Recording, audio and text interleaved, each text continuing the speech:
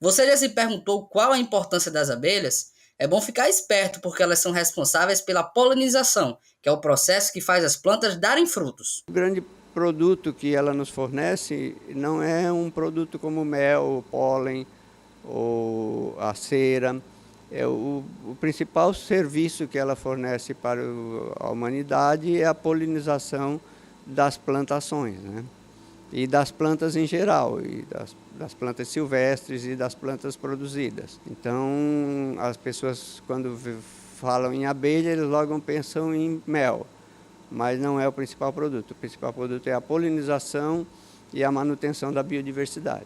Mas o desaparecimento das abelhas está preocupando criadores em todo o mundo. Uma pesquisa realizada na Universidade Federal Rural do Semiárido comprova que as abelhas estão morrendo envenenadas por agrotóxicos utilizados na produção agrícola. Nós fizemos uma pesquisa que abrangesse todos os casos ocorridos no Brasil e aqui nesse laboratório nós fizemos as análises de contaminação por resíduos de agrotóxico através desse equipamento que é um espectrômetro de massas. E a outra análise, que foi a análise das ocorrências de casos no Brasil todo, foi feito no laboratório de estatística. As abelhas são responsáveis por boa parte da polinização de frutos que a gente conhece bem, como o maracujá, a acerola e muito mais. Das principais culturas que as abelhas polinizam, então o principal produto não é o mel, e sim a polinização, dentre delas nós temos aí 75% nós nos alimentamos desses produtos. Então é a relação direta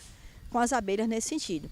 Então, a cadeia produtiva da apicultura, você envolve várias etapas. O primeiro processo é a polinização dos frutos. Estamos em uma fazenda experimental da UFESA para conhecer de perto o apiário, que é o local onde as abelhas ficam alojadas. Estou aqui com a professora Kátia. Então, professora, por que elas ficam aqui nesse espaço? Bom, esse espaço a gente chama de latada, já é fruto de uns trabalhos de pesquisa de alunos nossos aqui de doutorado. E elas estão nesse espaço para redução da insolação direta. Com isso você diminui a perda de enxames por altas temperaturas. Por isso elas estão nesse espaço aqui protegido. Então é proteção para o sol. Professor, o que pode acontecer se as abelhas vierem à extinção? Bom, consequentemente, como tem uma frase de Einstein que disse que se as abelhas se extinguirem, a população também se extinguirá. Então a gente vai ficar sem alimento e, consequentemente, a maior consequência vai ser a extinção da humanidade. A gente não tem como viver sem alimentos.